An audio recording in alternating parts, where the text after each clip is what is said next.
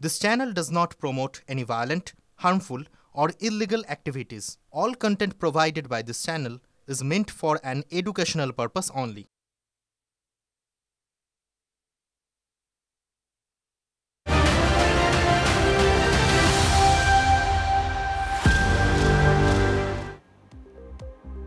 নমস্কার, দেখছেন টিভি9 বাংলা। আপনাদের সঙ্গে আমি অনির্বাণের চক্রব্যূহ নিয়ে। যেমনটা বলেছি আপনাদেরকে, অনির্বাণের চক্রব্যূহতে আপনারা দিনের সেরা খবরগুলো একটু অন্যভাবে দেখতে চান, সেরা ছবিগুলো একটু অন্যভাবে দেখতে চান, তাই আপনাদের জন্য এই বিশেষ আয়োজন অনির্বাণের চক্রব্যূহতে আজকের সেরা স্বাদ।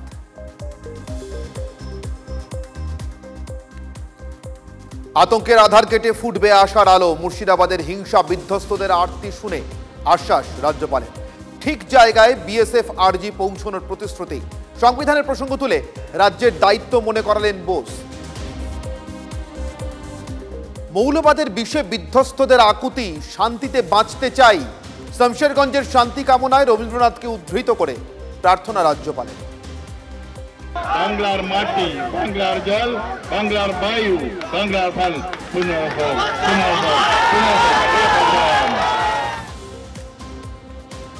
মুর্শিদাবাদে জাতীয় মহিলা কমিশনের সামনে কান্নায় ভেঙে পড়লেন হিংসায় বিধ্বস্তরা। নেপথ্যে রাজনীতি দেখছে তৃণমূল। এলাকার মহিলাদের দিয়ে সাদা কাগজে সই, অভিযোগ তৃণমূল নেতৃত্বে। দিল্লি থেকে আসা যে কমিশন, এদের রাজনৈতিক অ্যাসাইনমেন্টে বাংলায় পাঠানো হয়। বালুরঘাট থেকে কলকাতা, হাওড়া, মুর্শিদাবাদে হিংস্র তাণ্ডবের প্রতিবাদে পথে বিজেপি। বালুরঘাটে মিছিলের নেতৃত্বে সুকান্ত, কলকাতায় শুভেন্দু। বালুরঘাটে বিজেপির মিছিলে পুলিশের সঙ্গে তুলকালাম। এপারে অশান্তির আবহে ওপার বাংলায় ফের সংখ্যালঘু হিন্দু নেতা খুন। ইউনূস সরকারকে কড়া বার্তা ভারতের। বিদেশ মন্ত্রকের মুখপাত্র রণধীর জয়সওয়ালের মন্তব্য, বাংলাদেশে অন্তর্বর্তী সরকারের আমলের নির্দিষ্ট প্যাটার্ন মেনেই হিন্দু নিধন চলছেই, অবাধে ঘুরে বেড়াচ্ছে অপরাধীরা। বাঘাযতীনে গণপিটুনিতে মৃত্যুর ঘটনা, অভিযুক্তদের গ্রেফতারির দাবিতে পথে খোদ তৃণমূলেরই মেয়র পরিষদ মিতালি বন্দ্যোপাধ্যায়। দুষ্কৃতীর গ্রেফতারির পরে তুললেন অবরোধ। 26-এর আগে 25-এ ব্রিগেড সিপিএমের সবার প্রস্তুতি শেষ পর্বে। শহর জুড়ে নিরাপত্তার কড়াকড়ি। মৌলবাদ রুখতে ব্রিগেডের মঞ্চ থেকে কি বার্তা জানতে আগ্রহী গোটা বাংলা।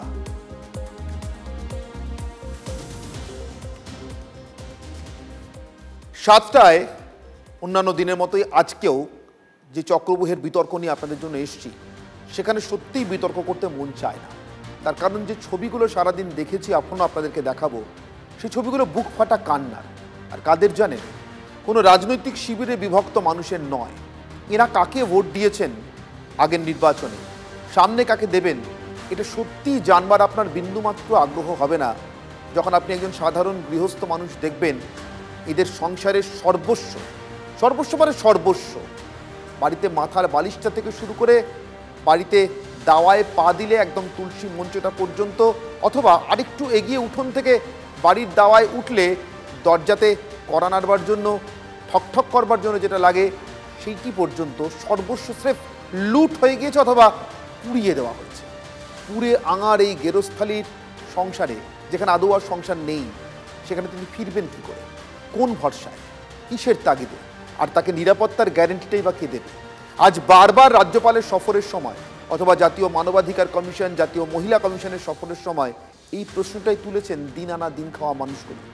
ভারতের যে জেলায়, ভারতের ঠিক শুনছেন, দেশের যে জেলায় সব থেকে বেশি পরিযায়ী শ্রমিক বাস করেন, সেই জেলায় এমন ভয়ঙ্কর নৃশংস লুটপাট, হিংসা আর পুড়ে আঙার করে দেওয়া গেরস্থালির ছবি নিশ্চিতভাবে দেশের সামনে আমাদের কতটা ভাবমূর্তি উজ্জ্বল করছে আমি জানি না। কিন্তু এই যে মানুষগুলো, এদের বাঁচতে চাওয়া, এদের ভিটে মাটিতে ফিরতে অথবা ফিরে গেলে কালকে কি হবে তা নিয়ে ভয়ঙ্কর উদ্বেগে রাতটা কাটানো, রাতে ঘুম না আসা, দু চোখের পাতা এক করতে না পেরে কেউ সন্তান, কেউ মা বাবার দিকে তাকিয়ে বসে আছেন। আজকের রাতটা ভালোই কাটবে তো? আর এই বসতেই ঘুমে ঢুলে পড়তেই হয়তো সেদিনকের ঘটনাটা ভাবলে আরেকবার শিউরে উঠছে, সেই রাতের কথা, সেই দিনের কথা। শিউরে উঠে একটাই আরতি জানাচ্ছে, বিএসএফ চাই, স্থায়ী বিএসএফ ক্যাম্প চাই।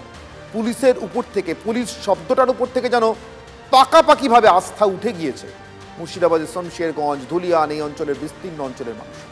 যাবে নাই বা মালদার ত্রাণ শিবিরে পুলিশের হাঁকডাকের যে ছবি গতকাল আপনাদের দেখিয়েছি, যেন ত্রাণ শিবিরে এসেই ওরা অপরাধ করেছেন। তার কারণ গোটা ভারত দেখতে পাচ্ছে কেউ ত্রাণ শিবিরে আছে, যেখান থেকে আসুক না কেন। এই রাজ্যেরই এক জেলা থেকে আরেক জেলায় গিয়েছে তো, অতএব বিজ্ঞাপন খারাপ, ছবি খারাপ, অতএব উঠে যান, চলে যান। কোথায় যাব জানি না, এখান থেকে যান, আপনি গেলে আমরা বাঁচি, এই হলো পুলিশের মনোভাব। সেই পুলিশে কি ভরসা রাখা যায়?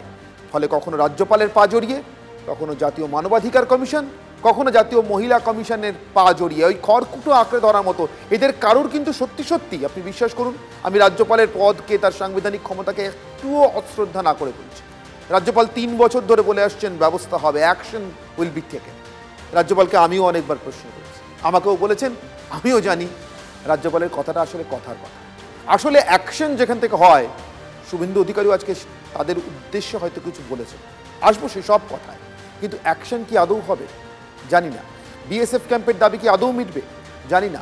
পুলিশের উপরে এই অনাস্থা কি কোনোদিন আস্থায় বদলাবে তাও জানি না। শুধু একটাই প্রশ্ন আজকে, পুলিশকে একেবারে বিশ্বাস করতে না পেরে যে মানুষগুলো বিএসএফকে খড়কুটোর মতো বা কেন্দ্রীয় বাহিনীকে খড়কুটোর মতো আঁকড়ে ধরতে চাইছেন, তাদের ঠিক উল্টো দিকে গিয়ে রাজ্যের শাসক দল লাগাতার প্রতিদিন কেন বিএসএফকে বা কেন্দ্রীয় বাহিনীকেই আক্রমণ করে যাচ্ছে। এর পিছনেও রাজনীতি করতে ইচ্ছে করে। আজকের বিতর্কে আসবো, তার আগে অনির্বাণের চক্রবর্তী আজকের বিশেষ প্রতিবেদন।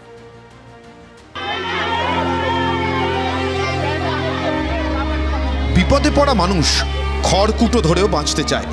মুর্শিদাবাদের হিংসা বিধ্বস্ত মানুষগুলোর এখন সেই দশা। গ্রামের মেয়ে বউরা রাজ্যের সাংবিধানিক প্রধানের পায়ে পড়ছেন, কাঁদছেন অঝরে।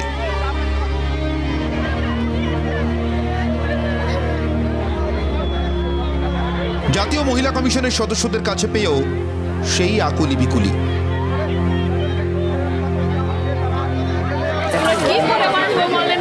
কিছু বাঁচার দেন, আমাদেরকে বিএসএফ ক্যাম্প করে দেন এখানে, না হলে আমরা বাঁচতে পারবো না। बीएसएफ चला जाएगा तो बोलेगा आप लोग को कौन बचाएगा? पुलिस हम लोग को नहीं बचा सकता है, पुलिस उन लोगों का खरीद के रखा है। মৌলবাদের হিংসার আগুনে সব হারানো এই মানুষগুলো এক সুরে বলছেন পুলিশে তাদের ভরসা নেই, তাই বিএসএফ এর স্থায়ী ক্যাম্প চাই গ্রামে। কেন্দ্রীয় মহিলা কমিশন, জাতীয় মহিলা কমিশন এসছে, তাদের সামনে ধুলিয়ানে স্থায়ী বিএসএফ ক্যাম্প চাই। এই দাবি নিয়ে, এই দাবি কখনো এই গ্রাম থেকে ওঠেনি। যে হামলা হয়েছে, এই হামলার পর কিন্তু এই ধরনের দাবি উঠছে। They said it was there earlier. Then they had some protection. Now they want to have a sense of security, and certainly some other, demands or whatever suggestions given by them. All this will be considered. I will take it up with the government of India and the state government. আমাদের প্রতিনিধি কৌশিক ঘোষ এবং সায়ন্ত ভট্টাচার্য গত কয়েকদিন ধরে শামশেরগঞ্জের বিধ্বস্ত পাড়া মহল্লার যে পরিস্থিতি দেখেছেন তা ভয়ের। ছবিটা দুশ্চিন্তার। মুখ্যমন্ত্রীর চোখে স্মার্ট পুলিশের উপর এই মানুষগুলোর ভরসা নেই কেন?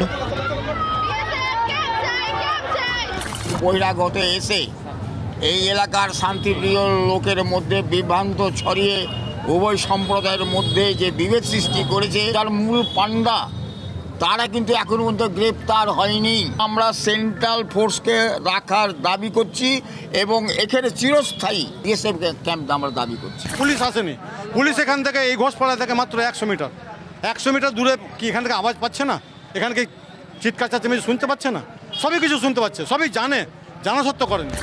ধুলিয়ানের সাধারণ মানুষের সম্মিলিত দাবি, গ্রামে বিএসএফ ক্যাম্প চাই। কিন্তু শামশেরগঞ্জের তৃণমূল বিধায়ক কি রাজনৈতিক বাধ্যবাধকতার কারণেই এর সঙ্গে সহমত নন? ব্যক্তিগতভাবে দাবি করতেই পারে, কিন্তু একটা জিনিস বুঝতে হবে যে কখনো কোথাও স্থায়ীভাবে কেন্দ্রীয় বাহিনী দেই না। এখানে আইনগত দিক আছে। আমরাও চাইছি যে মানুষের নিরাপত্তাটা সুনিশ্চিত হোক। ইংরেজিতে একটা কথা আছে, with great power comes great responsibility. হিংসায় ছারখার হয়ে যাওয়া এই মানুষগুলোও কিন্তু ভোট দেন।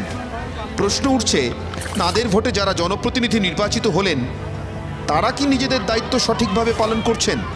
হামলার ভাইরাল ভিডিওয়ে খোদ এলাকার চেয়ারম্যানের উপস্থিতির অভিযোগ ওঠার পরও কি সেই প্রশ্ন উঠবে না?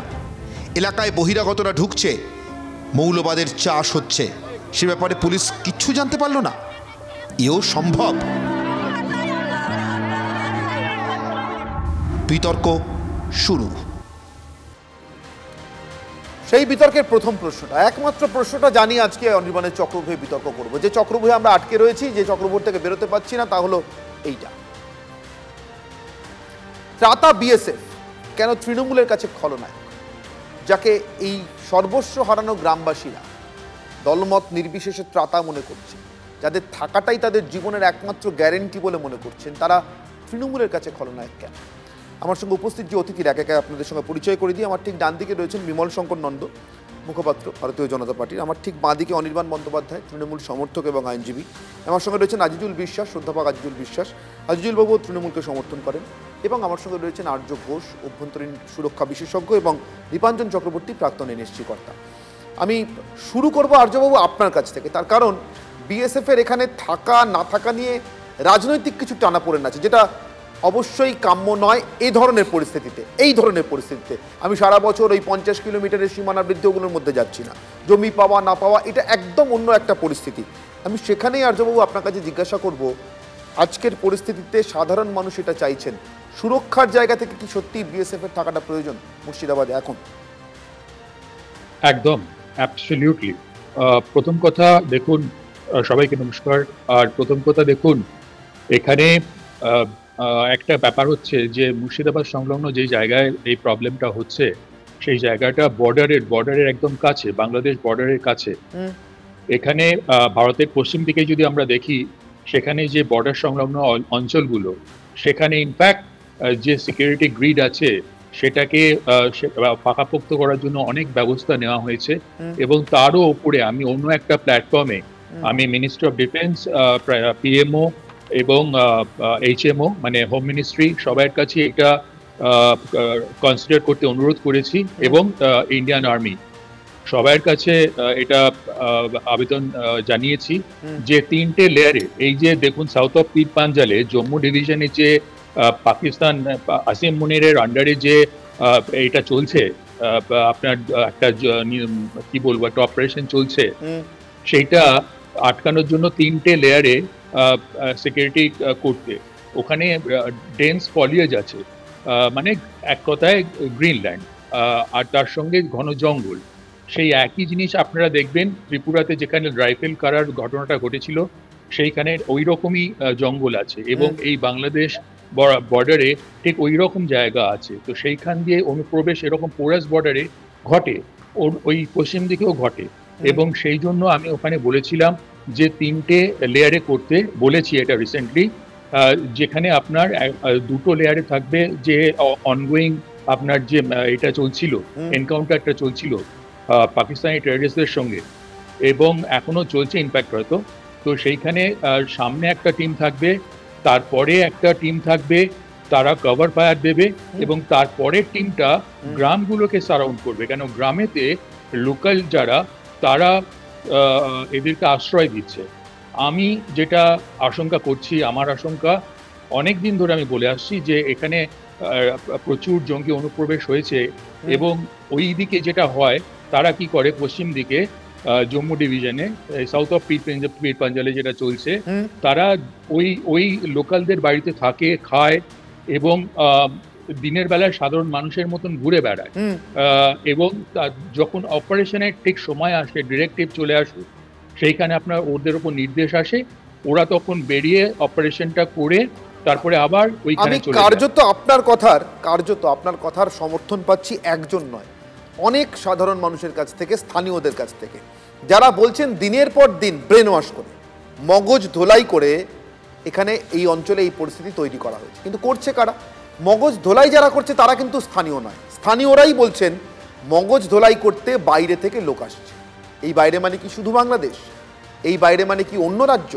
আমি আমার মুখে কিছু বলবো না, শুধু তারা যা বলছেন সেটা আপনাদের শোনাচ্ছি। স্থানীয় আমাদেরও দেখতে পাচ্ছি না, সব তো বাইরে কাজে, মুখ ঢাকা, পেছনে ব্যাগ আপনার, হ্যাঁ এই রোগে বুঝতে পারছি না। আমি স্থানীয় লোককে আমি দেখতে পাচ্ছি না কেউ। এটা অল্প 17-18 বছরের ছেলে সব, এগুলো এদের ব্রেন ওয়াশ করার পরে তো এগুলো কাজে লাগানো হয়েছে। কেন মানে 30-35 বছরের নাই কেউ। ওদেরকে খাইয়ে পড়িয়ে রাখা হচ্ছে জিহাদিরা, এরাই মানে উগ্রপন্থীর মতো কাজ করছে। ঘর বাড়িতে ঢুকে গিয়ে মারপিট, মানে ঘরের তছনছ করে দিয়েছে, মানে শাটার ভেঙে আগুন ধরিয়েছে, লুটপাট করে নিয়ে যাচ্ছে। উস্কানি হতো না, উস্কানি হবে লোকাল লোক, হবে লোকাল লোক আছে, না হলে চিনবে কি করে? শামসেরগঞ্জ কি বলছেন, টোটাল মুর্শিদাবাদ জেলা জুড়ে যে মানে বর্ডার এরিয়া যেগুলো লাগবে আমাদের পশ্চিমবাংলার যে জেলাগুলো আছে, বিশেষ করে মুর্শিদাবাদ, দিনাজপুর, মালদা, এইসব জেলায় ওদের অ্যাক্টিভিটি, সংগঠনের অ্যাক্টিভিটি একদম বিশাল হারে, একদম বিশাল মাত্রায়। এটা শুধুমাত্র যে বাচ্চারা করেছে এটা বলে দায় সারানো যাবে না, এটা টোটালটাই বাংলাদেশি মদদ আছে। আমি অনির্বাণ আপনার কাছে জিজ্ঞাসা করব, আপনি স্থানীয়দের কথা শুনলেন, ঠিক সেখান থেকে আমার প্রশ্ন, তাহলে এরকম একটা পরিস্থিতি দাঁড়িয়ে কেন রাজ্যের তৃণমূলের কাছে বিএসএফ বা কেন্দ্রীয় বাহিনী খলনায়ক হয়ে থাকছে? যারা ত্রাতা বলছেন সাধারণ মানুষ, এরাই বলছেন, এদেরই আরেক অংশ বলছেন। আমি শোনাবো, সবার কথা শোনাবো। দেখুন অনির্বাণ, আপনি জানেন যে সব সত্যি ঠিক একই রকম সত্যি নয়। এটা উদাহরণস্বরূপ বলি, এর আগে নরেন্দ্র মোদীর একবার ময়দান এলাকায় একটা সভা করেছিলেন, বিজেপির তরফ থেকে ছবিটা প্রকাশ করা হয়েছিল এমন একটা অ্যাঙ্গেল থেকে, দেখে মনে হচ্ছিল লাখ লাখ লোক, আবার কেউ একটু দুষ্টুমি করে অন্য একটু ওপরের দিক থেকে ছবি প্রকাশ করে দেখিয়ে দিয়েছিল যে হ্যাঙ্গারটাই ভর্তি হয়নি। এবার দুটো ছবি কিন্তু মিথ্যে নয়, দুটোই সত্যি, কিন্তু একই রকমের সত্যি নয়। ঠিকভাবে আমরা এইখানে যা দেখছি মুর্শিদাবাদের ঘটনায়, আপনি যেমন এখানে বিএসএফের সমর্থনে বা বিএসএফের চাহিদাকে মেনে নিয়ে অনেকে বাইট দিচ্ছেন, একইভাবে একাধিক অন্যান্য সংবাদ মাধ্যম, সেটা মূলধারার বলে হয়তো এখনো নয়, তারা মূলত ডিজিটাল সংবাদ মাধ্যম, সেখানে বহু এরকম মানুষজন বলছেন যে বিএসএফ এর পোশাক পরিহিত, হতে পারে তারা বিএসএফ সদস্য নাও হতে পারে, কিন্তু বিএসএফ এর পোশাক পরিহিত লোকজন আক্রমণ করেছে। আমি আসছি যে বিএসএফ কে বদনাম করবার জন্য বিএসএফ এর পোশাকে নিশ্চয়ই হতে পারে, নিশ্চয়ই হতে পারে। আমি কোনটা নিশ্চিত একদম বিয়ন্ড এনি ডাউট সেটা দেখুন, মূলত সন্দেশখালীর পর আমরা ভীষণভাবে কিন্তু সন্দেহের মধ্যে বিএসএফ কি হাওয়াই চটি পরে আসে? দেখুন বিএসএফ পুলিশও তো নন্দীগ্রামে হাওয়াই চটি পরে গেছিল কিনা সেই প্রশ্নের উত্তর সিবিআই কে খুঁজে বার করার দায়িত্ব দেওয়া হয়েছিল, আজও তারা খুঁজে বার করতে পারেনি বা করেনি। ঠিক যেমন সন্দেশখালীর ঘটনাতেও সেই সময় যখন মিনমিন করে হোক, চোখে চোখ রেখে হোক বা গর্জন করে হোক, অনেকেই সন্দেশখালীতে এটাই ঘটেছে বলে দেখানোর চেষ্টা করছিলেন। ইতিউতি কিন্তু একটু খবর আসছিল যে ব্যাপারটা বোধহয় ঠিক এরকম নয়, কিছুটা গন্ডগোল আছে। ধীরে ধীরে গন্ডগোলটা তো আজ অব্দি জানা গেল না, সেই দায়িত্বটা আমি উদাহরণে সেই গন্ডগোলের দায়িত্বটাও খুঁজে বার করার দায়িত্বটাও কিন্তু সিবিআইকেই দেওয়া হয়েছিল, কোর্ট দিয়েছিল। আবার এমনকি গঙ্গাধর কয়ালের যে স্বীকারোক্তির ভিডিও, সেইটাকে ভুয়ো দাবি করা শুভেন্দু অধিকারী বলেছিলেন 4 দিনের মধ্যে সিবিআই নাকি অমুক এক সাংবাদিক, আমি নাম বলছি না, তিনি নাকি এই ভিডিওটির পেছনে আছেন, তাকে খুঁজে বার করে গারদে পুরবে। আর 4 দিন তো বহু দূরের কথা, 1.5 বছর হয়ে গেছে, আজ অব্দি সেই সাংবাদিককে একটা সমন অব্দি সিবিআই পাঠায়নি। এই ঘটনার ক্ষেত্রে আপনি বলছেন এখানেও 1.5 বছর, আমি আসছি, এখানেও এক ডিজিটাল মিডিয়া সাংবাদিকের নাম করে সেই শুভেন্দু অধিকারী একই কথা বলেছেন যে ওকে আবার গারদে পুরবো। অর্থাৎ কোথাও গিয়ে কিন্তু আপনাদের চ্যানেলে জলপাইগুড়ির গাড়ি জ্বলার ঘটনা মুর্শিদাবাদের ঘটনা বলে চালিয়ে দেওয়া, পরে ভুল স্বীকার হয়েছে সেটা ঠিক, এই রকম মানে পরস্পর যে ঘটনাক্রম সন্দেশখালী থেকে আমরা আরজিকর হয়ে আজ অব্দি দেখে আসছি, মানুষের ক্ষতি 100 বার হয়েছে, এটা অস্বীকার করার কোনো জায়গা নেই। কিন্তু বিশ্বাসযোগ্যতার প্রশ্নে শুধু যে কেন্দ্রীয় এজেন্সি বা বিএসএফ প্রশ্নের মুখে দাঁড়িয়ে এমনটা নয়, কোথাও গিয়ে কোট আনকোট মূলধারা সংবাদ মাধ্যমও কিন্তু প্রশ্নের মুখে দাঁড়িয়ে যাচ্ছে। কারণ এখানে যখন আমরা সত্যির কোনটা হয়েছে একদম ঠিক আলোচনা করছি, মূলধারা সংবাদ মাধ্যম, আমি আপনাকে একটা ছবি দেখাবো। মূলধারা সংবাদ মাধ্যম কেন প্রশ্নের মুখে দাঁড়িয়ে আছে জানেন? আমার সহকর্মীদের কাছে ছবিটা আছে, কিছুক্ষণ পরে আমার আরেক সহকর্মী যুক্ত হবেন, সুবোধোষী কালকে দুপুরবেলা আমাদেরকে দেখাচ্ছিলেন মালদার ত্রাণ শিবিরটা প্রথমে ত্রিপল দিয়ে ঢেকে দেওয়ার চেষ্টা হয়েছিল। আমার খুব অদ্ভুত লাগে অনির্বাণ, যখন ডোনাল্ড ট্রাম্প গুজরাটে সফর করবার আগে গুজরাটে কোনো নির্দিষ্ট অঞ্চল ত্রিপল দিয়ে ঢেকে দিলে আপনারা ভয়ঙ্কর রকম উত্তেজিত হয়ে প্রতিবাদ করেন, কিন্তু যখন একটা আস্ত ত্রাণ শিবির ত্রিপল দিয়ে ঢেকে দেওয়ার কথা হয় তখন অনির্বাণ আপনাদের মুখ থেকে কোনো প্রতিবাদ বেরোয় না। আপনি যে সংবাদ মাধ্যমে বিশ্বাসযোগ্যতার কথা বলছিলেন না, সব সংবাদ মাধ্যমে দায় নিয়ে তো আমি বসিনি। আমার সংবাদ মাধ্যমের ক্ষেত্রে আমি বলতে পারি যদি ভুল হয়ে থাকে তাহলে সেটা স্বীকার করে নেওয়াটা সব থেকে বড় দায়িত্ব সংবাদ মাধ্যমে, সেটা আমরা করেছি। এখনো পর্যন্ত কোনো ভুল ছবি চালিয়ে বলে যায়নি যে হ্যাঁ ভুলটাই ঠিক। কিন্তু অনির্বাণ আপনি একবার ভাবুন তো, একটা ত্রাণ শিবির থেকে উদ্বাস্তু শরণার্থী মানুষকে খুব দুর্ভাগ্যজনকভাবে নিজের রাজ্যে এক জেলা থেকে আরেক জেলায় উদ্বাস্তু, আরেক জেলায় শরণার্থী, সেই মানুষগুলোকে টেনে বার করে দেওয়ার চেষ্টা করা, অথবা তাদের চোখের সামনে ত্রিপল টাঙিয়ে দিয়ে গোটা পৃথিবীর সামনে দেখানোর চেষ্টা, এখানে কিছু নেই, সব ঠিক হয়। এগুলো কোনটা ঠিক? একটু পরে সুবোধোষ আমার সহকর্মী যুক্ত হবেন, দেখবেন কি করে মানুষের হাতে সামান্য কিছু জিনিস ধরিয়ে বলা হচ্ছে এবার এখান থেকে ভাগো, এসো বাবা, কারণ তুমি এখানে থাকলে অসুবিধা হচ্ছে, অনেক কমিশন আসছে, অনেক লোক আসছে, জাতীয় মিডিয়ার নজর পড়ছে, অসুবিধা হচ্ছে বাবা। সবাই জানতে পেরে যাচ্ছে যে আমার এখানে সবকিছু ভালো নেই, ঠিকঠাক নেই। যে কমিশনটির কথা বলছেন ধরুন, তার মধ্যে যদি সেন্ট্রাল উইমেন্স কমিশনের কথা বলি, তাতে পদাধিকারী দুজন রয়েছেন বিজেপির নেত্রী, পদাধিকারী, তবু তারা গেছেন, তাদের সঙ্গে যে একজন বিজেপি বিধায়িকাও গেছেন, সেইটা কি আপনাদের সাংবাদিকের চোখে পড়েছিল? হ্যাঁ, দেখেছি। যে তিনজন, কার্যত তিনজন বিজেপি নেত্রী কমিশনেরকে ঢাল করে সেখানে গিয়ে, আমি এটাও জানি, আমি এটাও জানি অনির্বাণ রাজ্য বিজেপি আরেক মুখপাত্র খুব নক্কারজনকভাবে সেটাকে সমর্থন করেছেন, আমি করছি না, সংবাদ মাধ্যম হিসেবে করছি না। একদিন নয়, পরপর যাচ্ছেন, এবং সেইখানে যদি দেখুন সর্বদলের বিধায়ক বা প্রতিনিধিদের নিয়ে যদি যেতেন, আলাদা করে খুব কিছু বলার থাকতো না। একজনকেই নিয়ে যাচ্ছেন যিনি কিনা আবার বাইট দিয়েছেন, যেখানে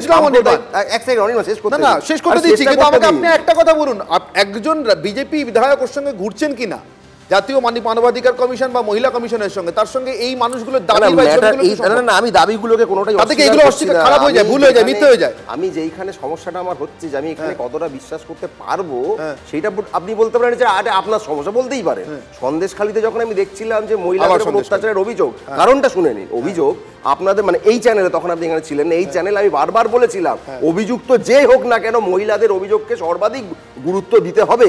পরবর্তীতে যখন সেই আমি দেখলাম সেই অভিযোগগুলোকেও বানিয়ে বিজেপি নেত্রীরা বানিয়ে ভুয়ো অভিযোগ, সাদা কাগজ সই করে অভিযোগ জমা দিয়েছেন, সেটাও তো প্রমাণ হলো। তখন নিজের প্রমাণ করার দায়িত্বটা সেটাও তো প্রমাণ হলো। ভুয়ো অভিযোগ, সেই প্রমাণটা তো সিবিআই কে দেওয়া হয়েছিল। সিবিআই এক বছরের অনির্বাণ বিজেপি আর কথা বলে না। আমি হাজারবার বলতে পারি, অনির্বাণ আমি হাজারবার বলতে পারি, যেমন বিজেপি বলছে কি বলছে তাতে আমার কিছু এসে যায় না। গঙ্গাধর কয়ালকে অনির্বাণ আমার মনে হয় গঙ্গাধর কয়ালের তুলনায় আপনার বোধহয় এই মুহূর্তে ইনজামামুলকে খুঁজে বের করার দাবি তোলা উচিত। ক্যামেরার সামনেই কালকে বললো দরকার এই নেই, ক্যামেরার সামনে তো ভাঙচুর করতে দেখা যাচ্ছে, ক্যামেরার সামনে দেখুন না আপনাদের, আপনি দেখুন একবার অনির্বাণ এই যে সিসি ক্যামেরা ফুটেজটা, আমি বলবো আমার পিসিআর এর সহকর্মীদেরকে একবার সিসি ক্যামেরা ফুটেজটা দেখাতে, যেখানে একদম পরিষ্কারভাবে দেখা যাচ্ছে একটা পুরসভার চেয়ারম্যান, সুন্দর করে দেখুন দাগানো আছে, পুরসভার চেয়ারম্যান একবার নেতৃত্ব দিয়ে ভাঙচুর করাচ্ছেন। আজকে একেবারে ভিজে বেড়ালের মতো মুখ করে সে সামনে দাঁড়িয়ে বলছেন আমি তো কিছু জানি না, আমি এসব নিয়ে কোনো বিবৃতি দেবো না।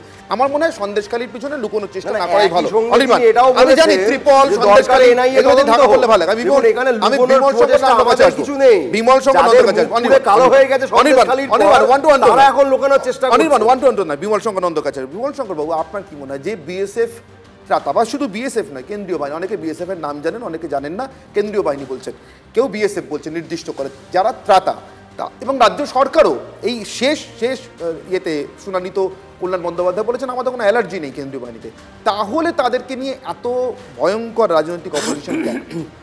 না, প্রথম একটা কথা বলি, যদ্দূর জানি রবার্ট লুইস স্টিভেনসনের একটা গল্প ছিল doctor Jekyll and mister hide, বোধহয় আরএল স্টিভেনসন। তো আমি সবাইকে বলবো আরএল স্টিভেনসনের বইটার প্র্যাকটিক্যাল তো দেখতে হবে কারা doctor Jekyll and mister hide হয়।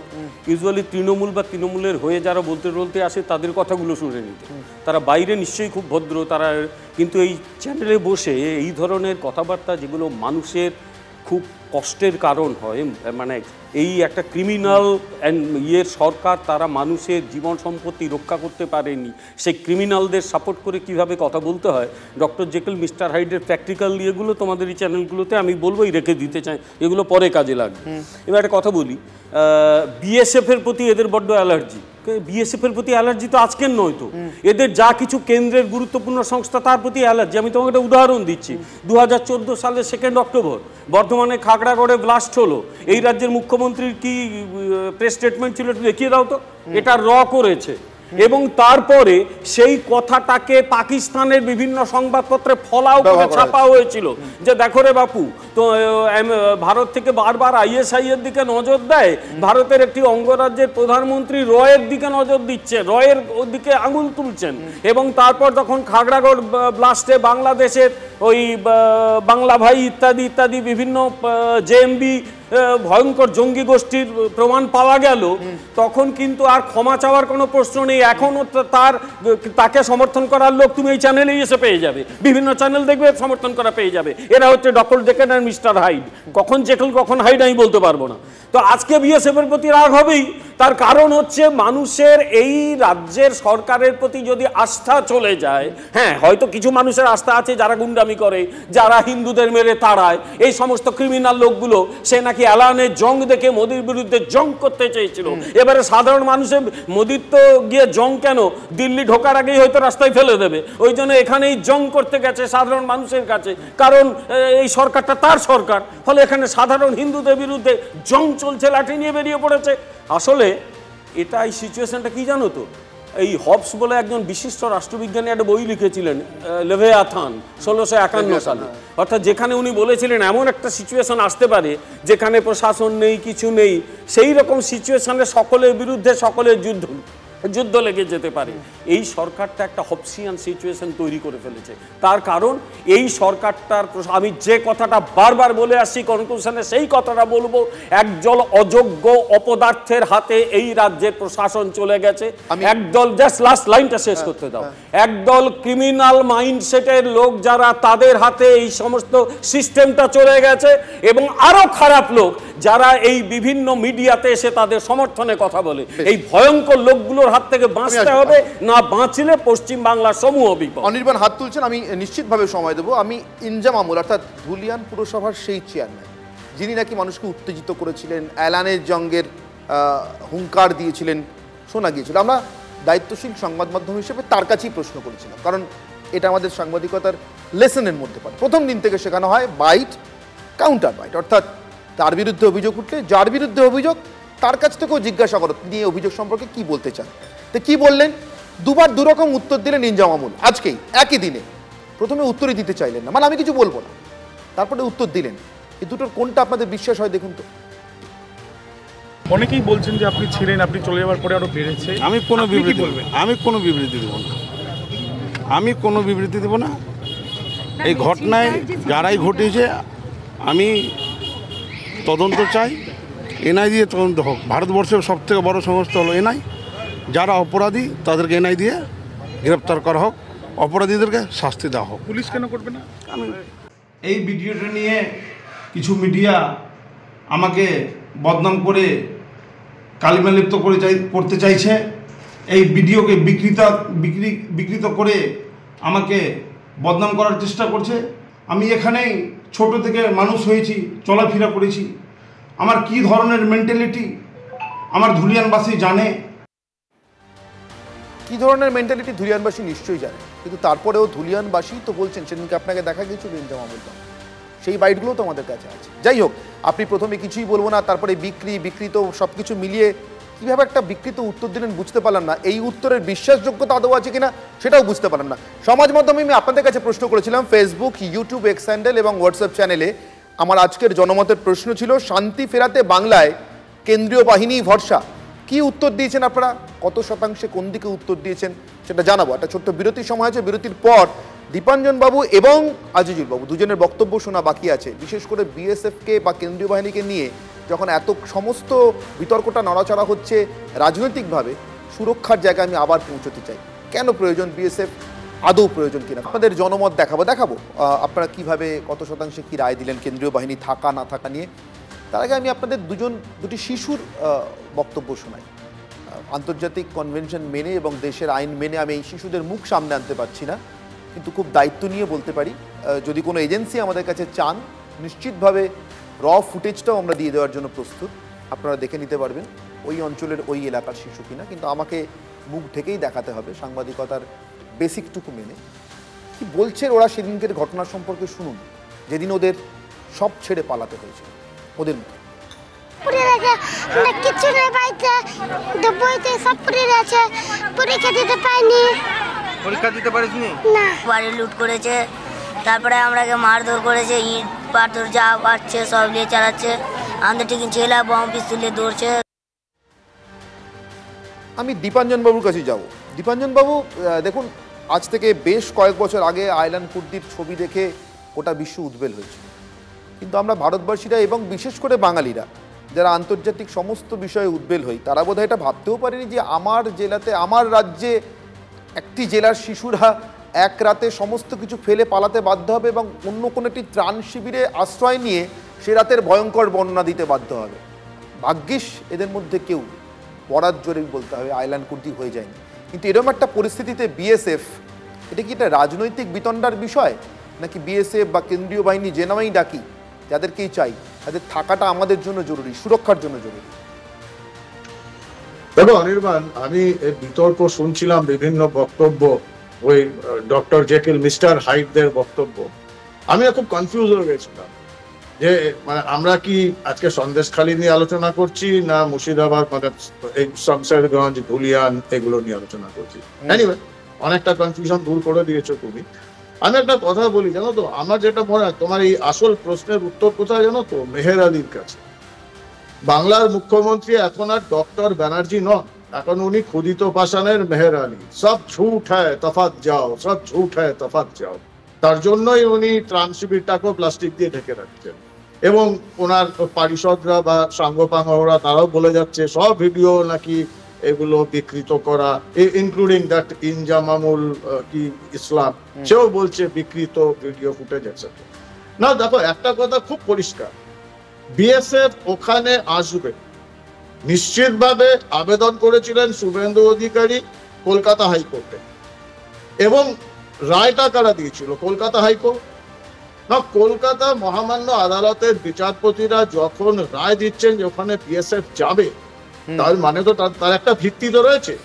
তো আইনজীবী বন্ধুদের জিজ্ঞাসা করো, তো সেটা চ্যালেঞ্জ করে নিশ্চিতভাবে যেতে পারতো রাজ্য সরকার সুপ্রিম কোর্টে, কারণ সব ব্যাপারেই যান আজকাল, যাতায়াত ডেলি প্যাসেঞ্জারি হয়ে গেছে।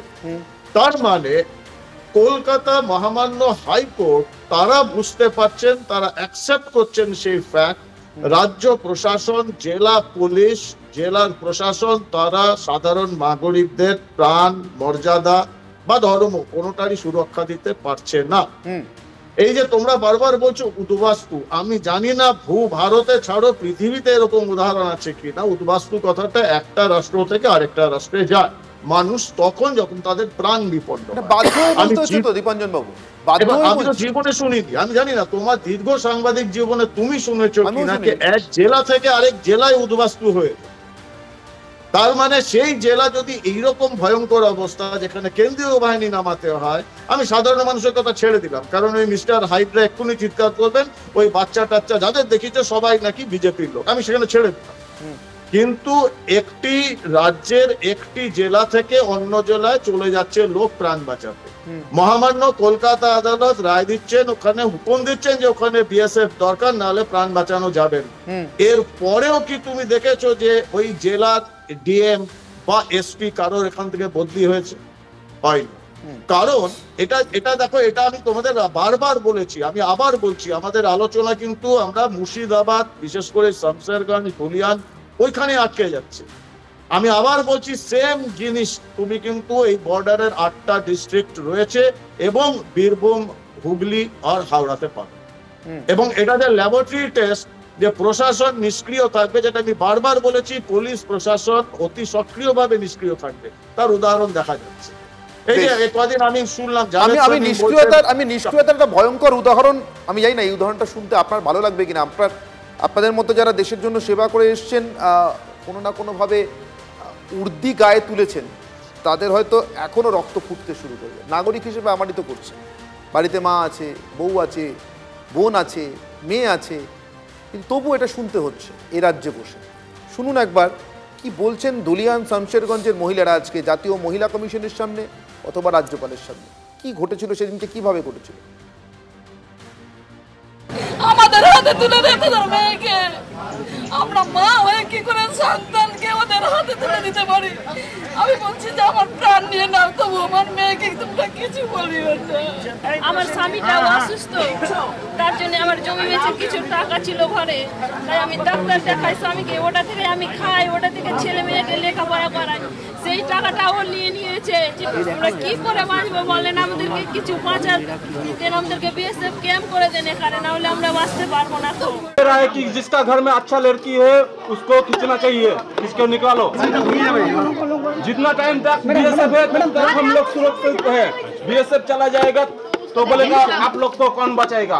पुलिस हम लोग को नहीं बचा सकता है, पुलिस उन लोगों का खरीद के रखा है। 4 घंटा फोन किए थे हम लोग, हजार फोन घुसे थे पुलिस के, लास्ट में मोबाइल स्विच ऑफ कर दिए थे।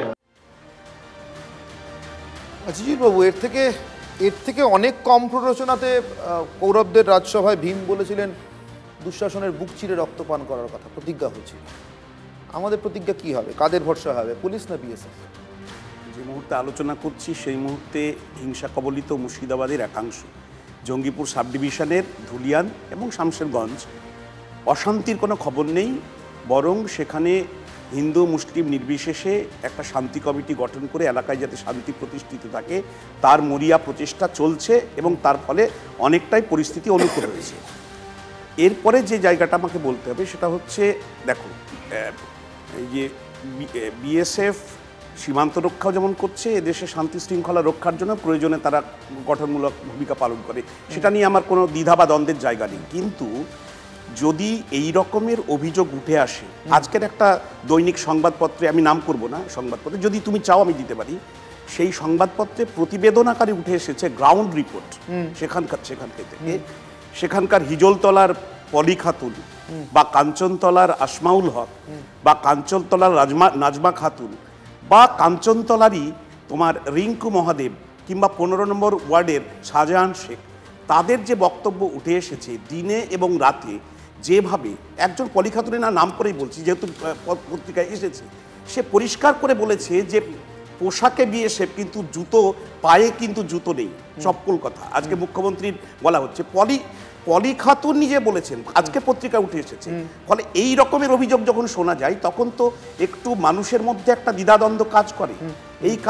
এই জায়গাটা থেকে বলছে। আর একটা বিষয় হচ্ছে, এই যে একটা ন্যারেটিভ তৈরি করা হচ্ছে মুসলিম অধ্যুষিত মুর্শিদাবাদ জেলার ঘরে ঘরে জঙ্গিতে ভর্তি হয়ে গেছে। মুর্শিদাবাদ জেলায় 2166টি মতো গ্রাম, 7টি পৌরসভার মোট 70টি ওয়ার্ড। আজিল বাবু একটা কথা বলি, আমাদের ভদ্র সমাজে বসে না, মানে আমি ধরে নিচ্ছি আমরা যে কজন এখানে বসে আছি আমরা ভদ্রলোক এবং আমাদের যারা শুনছেন তারা ভদ্রলোক, আপনি আমার পাশে বসে আছেন, আমার মনে হচ্ছে এটা শোনাটাই খুব কুরুচিকর যে আপনি আজিজুল বিশ্বাস, আপনি কোনো একটি নির্দিষ্ট ধর্মে বিশ্বাস করেন বলে এই কৈফিয়ত দিতে হবে যে মুসলিম হলে জঙ্গি নয় বা মুসলিম অধ্যুষিত বলে জঙ্গি না। আমি এর মধ্যে যাচ্ছি না, আমি কোনো ধর্ম ধরে জঙ্গি খুঁজছি না, আমি খুঁজছি না আজিজুল বাবু। আমি সত্যি সত্যি এই ধরনের কুরুচিকর কথাবার্তা এই আলোচনায় কোনোদিন থাকিনি, আজকেও থাকতে চাই না। কিন্তু আমার একটাই প্রশ্ন, জঙ্গি হোক মৌলবাদী হোক, যে দেশ থেকেই আসুক, যেখানে বসে কাজ করুক, তাকে ধর্মবর্ণ নির্বিশেষে গ্রেফতার করা এবং তাকে উপযুক্ত জায়গায় পৌঁছানো আমাদের রাষ্ট্রীয় কর্তব্য কিনা। যদি তাই হয় তাহলে সেই রাষ্ট্রীয় কর্তব্য পালনের জন্য কার উপর ভরসা রাখবো? আমি জনমত একবার দেখিয়ে নিই আপনাদেরকে। আমি যে প্রশ্ন করেছিলাম তারা কিভাবে উত্তর দিয়েছেন সাধারণ মানুষ। আমার প্রশ্ন ছিল যে এখানে শান্তি ফেরানোর জন্য কেন্দ্রীয় বাহিনী চাই কিনা। আমি জনমতটা একবার বলবো আমার পিসিআরের সহকর্মীদেরকে দেখাতে, প্রশ্ন এবং তাতে কত শতাংশ কি উত্তর দিয়েছেন। দীপাঞ্জনবাবু হাত তুলেছেন, আমি দেখেছি, আমি আসবো আপনার কাছে। আমার প্রশ্ন ছিল আজকের প্রশ্ন, বাংলা শান্তি ফেরাতে বাংলায় কেন্দ্রীয় বাহিনী ভরসা, হ্যাঁ বলেছেন কত শতাংশ, পিসিআরের কাছে হেল্প চাইবো। 85% হ্যাঁ বলেছেন এবং 15% না বলেছেন। অর্থাৎ সাধারণ মানুষ যারা আমাদেরকে দেখছেন, যারা মুর্শিদাবাদের ধারে কাছে যাননি, গত কয়েকদিন মালদার ধারে কাছে যাননি, তাদেরও অধিকাংশেরই ভরসা বা বিশ্বাস হচ্ছে এইখানটাতে। আমি ঠিক এইখানটাতে বিমল শঙ্করবাবু হাত তুলছেন, প্লিজ 30 সেকেন্ডের মধ্যে আমাকে বলুন, আমি আসবো আপনার কাছে। আমার ধারে কাছে থেকে তুমি চলে গেলে আমি বলি, আচ্ছা বেশ, আপনি বলুন, কমপ্লিট করেন। আমি যেটা বলছিলাম যে এই যে মুর্শিদাবাদের ঘরে ঘরে একটা ফান্ডামেন্টালিস্ট ঘুরে, আমি জঙ্গি বলছি না, ফান্ডামেন্টালিস্টের আতুর ঘর হয়ে গেছে, সেটাই বলছিলাম যে 2166টি গ্রামের মধ্যে এই যে শামশেরগঞ্জের কটা গ্রামে এই হিংসার প্রবেশ ঘটেছে। আমি তো পুলিশ প্রশাসনকে ধন্যবাদ জানাবো এই কারণে, ওয়াকফ নামক এক সংবিধান বিরোধী বিলকে কেন্দ্র করে যে আন্দোলন করে ধন্যবাদ জানাচ্ছি, জড়িয়ে পড়তে পারত। বেশ, আপনি পুলিশ প্রশাসন, এখন আজিজুল বাবু পুলিশ প্রশাসনকে ধন্যবাদ জানাচ্ছেন। জায়গাটাই পুলিশ প্রশাসন, প্লিজ আমাকে সময় গোটা জেলাটা সময় সংক্ষেপ বলে আজিজুল বাবু আমাকে এই জায়গাটা আমাকে সংক্ষেপ করতে চাই। আমি বুঝতে পারি যে আপনি পুলিশ প্রশাসনকে ধন্যবাদ জানাচ্ছেন। বিমল শঙ্কর বাবু 10 সেকেন্ডে প্লিজ। আমি আর্য বাবু এবং দীপাঞ্জন বাবুর কাছে অঙ্ক কত কুৎসিত হতে পারে এই ধরনের স্ট্যাটিস্টিক দেখলে বোঝা যায়। একসময় বামপন্থীরা বলতো না, আরে বিহারে তো বেশি খুন হয়, আমাদের কম খুন হয়, তো আমাদের সিচুয়েশন তো অনেক ভালো। যখন একটা এমএলএ বলেছিল 70% আমরা 30%কে কেটে ভাসিয়ে দেবো, তখন এই রাজ্যে প্রশাসন চুপ করে বসেছিল, উস্কানিটা তখন থেকে এসেছিল। আর আজকে যদি একটা গ্রামে হয়নি, বহু জায়গায় হয়েছে, একটা গ্রামেও হয়ে থাকে, প্রলেপ নয়, শাস্তি চাই এবং সেই শাস্তি দিতে হবে এই প্রশাসনকে, কারণ প্রশাসন পুলিশ ফেল করেছে না নিঃসন্দেহে। আমি প্রশাসন ব্যর্থ হয়েছে এবং যারা সমর্থন করছে সমানভাবে অপরাধী। 30 সেকেন্ডে শাস্তি ওরা পাবে। আজকে আমি বলে দিয়ে যাচ্ছি এখানে, প্লিজ আমার সময় একদম অর্জুন সিং বলে সময় বলে দিয়ে যাচ্ছি, যারা এখানে সমর্থন করছে আগামী দিনে তারা শাস্তি পাবে। আজকে আমি এখানে কথা দিয়ে যাচ্ছি, আজকে আমি কথা দিয়ে যাচ্ছি। প্লিজ প্লিজ ভয়েসটা দিতে বলো প্লিজ, প্লিজ আচ্ছা, আমি যে কথাগুলো বলতে যাচ্ছি সেটার সঙ্গে রাজনীতির কোনো সম্পর্ক, প্লিজ 30 সেকেন্ডে, যে অন্য যে কোনো রাজনৈতিক দল থাকলে আমি সেই কথাগুলোই বলতাম। আজকে যখন বলা হলো যে বিএসএফ এর স্থায়ী ক্যাম্প, সেই এখন প্রশ্ন উঠবেই যে বিএসএফ এর স্থায়ী ক্যাম্পের জন্যই, দাবির জন্যই কি আজকে কেন্দ্রীয় স্বরাষ্ট্রমন্ত্রীর দিকে বিষোদ্গার করা হলো এবং বিএসএফ এর দিকে সন্দেহের আগুন তোলা হলো। আমি এবংটা নিতে পারছি কারণ দীপাঞ্জন বাবু হাত তুলেছেন। আমি আর্যবাবু আপনার কথা বুঝতে পেরেছি। দীপাঞ্জন বাবু আপনার লাস্ট ওয়ার্ড, যদি 10 সেকেন্ডের মধ্যে আমাকে উত্তর দেন খুব ভালো হয়। দেখো, আজকে মুর্শিদাবাদ শুধু নয়, বাংলাকে বাঁচাতে গেলে 355 ধারা জারি করতে হবে। এই এনএচআরসি, গভর্নর, এদের দিয়ে কিচ্ছু হবে না। জনগণের করের টাকা ধ্বংস হবে, টাকা কিচ্ছু করতে পারেনি আজ পর্যন্ত, পারবে। অনির্বাণ এখান থেকে হাত তুলছে। অনির্বাণ ওয়ান লাইনার দেখুন, 5 টাকা কিলো দরে নিজেদের বিক্রি করা লোকজন সন্দেশখালী থেকে অনেক কিছু এজেন্সিকে পাম দিত, এখন দামটা 5 টাকা থেকে 1.5 টাকা নিজেরাই নামিয়েছে, তাও কেউ কিনছে না। আপনার দয়া শরীর বিনামূল্যে তাদেরকে এখানে বলার জায়গা দিয়েছেন, তারা বহু কিছু বলছে। এরকম ব্যক্তিগত আক্রমণ না, আমি কাকে বলছি? আমি কাকে বলবো? এটা অত্যন্ত কুরুচিকর। আমি আমার এখানে আমার দয়া শরীরের কোনো বিষয় নেই। আপনি বুঝে গেলে দীপাঞ্জন বাবু 355 কেন? কোনো ভরসা নেই রাজ্যের পুলিশের উপরে। প্লিজ 10 সেকেন্ডে। না, দেখো, এটা তো খুব স্বাভাবিক। সাপের লেজে পা পড়লে সাপ ছোবল মারতে যাবে, এরকম অনেক সাপ আমরা দেখেছি, ভবিষ্যতেও দেখবো। আর এই সমস্ত ব্রিফলেস লোকজনদের নিয়ে আমরা চিন্তা করি না। আমরা অরিজিনাল ব্যারিস্টারদের নিয়ে কোর্টেও যাওয়া হচ্ছে, মহামান্য হাইকোর্ট। ব্যক্তি হিসেবে 355 চেয়েও বেশি দরকার এই মুহূর্তে। আমার সময় একেবারে শেষ। অনির্বাণের চক্রব্যূহ আজকে এখানে শেষ করব, তার কারণ এখনো পর্যন্ত আমরা এখানে রাজনৈতিকভাবে দ্বিধাবিভক্ত হয়ে আছি। এই মানুষগুলো যাদের মুখ আপনাদেরকে দেখালাম, যারা একমাত্র ত্রাণ খুঁজছেন, জীবন খুঁজছেন বিএসএফ এর থাকা না থাকার পিছনে, আমরা এখনো রাজনৈতিক তরজায় আছি। পুলিশ ভালো না বিএসএফ, রাজ্য ভালো না কেন্দ্র? এই চক্রব্যূহ থেকে আমাদের মুক্তি আছে কি? অনির্বাণের চক্রব্যূহ এখানেই শেষ করছি। সঙ্গে থাকুন TV9।